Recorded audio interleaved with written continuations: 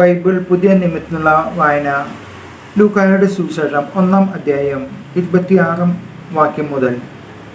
6-ാം മാസം ഗബ്രിയേൽ ദൂതൻ ഗലീലയിൽ നസ്രത്ത് എന്ന പട്ടണത്തിൽ ദാവീദിന്റെ വംശത്തിൽപ്പെട്ട ജോസഫ് എന്നു പേരായ പുരുഷനുമായി വിവാഹം നിശ്ചയം ചെയ്തിരിക്കുന്ന കന്യകയുടെ അടുത്തേക്ക് ദൈവത്താൽ അയക്കപ്പെട്ടു.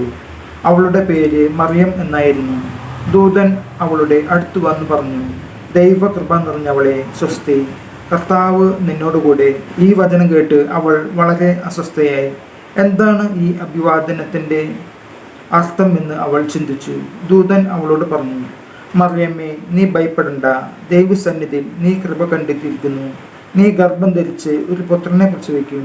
നീ അവന് യേശു എന്ന് പേരിടണം. അവൻ വലിയവൻ ആയിരിക്കും, അത്യുന്നതന്റെ പുത്രൻ എന്ന് വിളിക്കപ്പെടും. അവന്റെ പിതാവായ ദാവീദിന്റെ സിംഹാസനം ദൈവമായ കർത്താവ് അവന് കൊടുക്കും. യാക്കോബിന്റെ ഭവനത്തിന്മേൽ അവൻ എന്നേക്കും ഭരണം നടത്തും. അവന്റെ രാജ്യത്തിന് അവസാനം ഉണ്ടാവുകയില്ല. മറിയം ദൂതനോട് പറഞ്ഞു, ഇതെങ്ങനെ സംഭവിക്കും? ഞാൻ പുരുഷനെ അറിയുന്നില്ലല്ലോ. ദൂതൻ മറുപടി പറഞ്ഞു, പരിശുദ്ധാത്മാവ് നിന്റെ മേൽ വരും, അത്യുന്നതന്റെ ശക്തി നിന്റെ മേൽ ആവസിക്കും.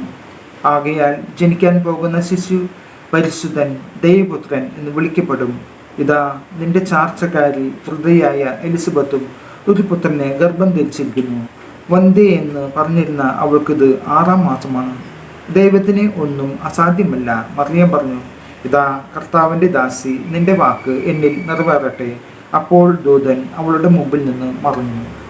ആ ദിവസങ്ങളിൽ മറിയം യൂദായയിലെ മലമ്പ്രദേശത്തുള്ള ഒരു പട്ടണത്തിലേക്ക് തിടുക്കത്തിൽ യാത്ര പുറപ്പെട്ടു. അവൾ സക്കറിയായുടെ വീട്ടിൽ പ്രവേശിച്ച് എലിസബത്തിനെ അഭിവാദനം ചെയ്തു. മറിയത്തിന്റെ അഭിവാദനം കേട്ടപ്പോൾ എലിസബത്തിന്റെ ഉദരത്തിൽ ശിശു കുതിച്ചു ചാടി. എലിസബത്ത് പരിശുദ്ധാത്മാവ് നിറഞ്ഞവളായി.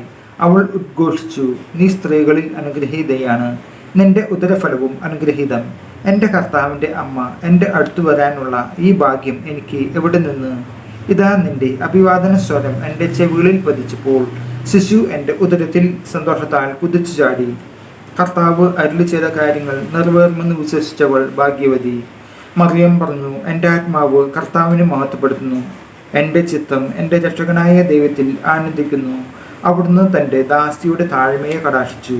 ഇപ്പോൾ മുതൽ സകല തലമുറകളും എന്നെ ഭാഗ്യവതി എന്ന് പ്രകീർത്തിക്കും. ശക്തനായവൻ എനിക്ക് വലിയ കാര്യങ്ങൾ ചെയ്തിരിക്കുന്നു. അവിടുത്തെ നാമം പരിശുദ്ധമാണ്. അവിടുത്തെ ഭക്തരുടെ മേൽ തലമുറകൾ തോറും അവിടുന്ന് കരുണ വർഷിക്കും. അവിടുന്ന് തൻ്റെ ഭുജം കൊണ്ട് ശക്തി പ്രകടിപ്പിച്ചു. ഹൃദയ വിചാരത്തിൽ അഹങ്കരിക്കുന്നവരെ ചിതറിച്ചു. ശക്തന്മാരെ സിംഹാസനത്തിൽ നിന്ന് മറിച്ചിട്ടു. എളിയവരെ ഉയർത്തി. വിശക്കുന്നവരെ വിശിഷ്ട വിഭവങ്ങൾ കൊണ്ട് സംതൃപ്തരാക്കി. സമ്പന്നരെ വെറും കൈയോടെ പറഞ്ഞു വെച്ചു. തൻ്റെ കാരുണ്യം അനുസ്മരിച്ചുകൊണ്ട് അവിടുന്ന് തൻ്റെ ദാസനായ ഇസ്രായേലിനെ സഹായിച്ചു. നമ്മുടെ പിതാക്കന്മാരായ അബ്രഹാത്തിൻ്റെയും അവൻ്റെ സന്തതികളോടും എന്നേക്കുമായി ചെയ്ത വാഗ്ദാനം അനുസരിച്ച് തന്നെ. മറിയം അവളുടെ കൂടെ 3 മാസത്തോളം താമസിച്ചു. പിന്നെ വീട്ടിലേക്ക് മടങ്ങി. നമ്മുടെ കർത്താവായ ഈശോ മിശിഹായ്ക്ക് സ്തുതി.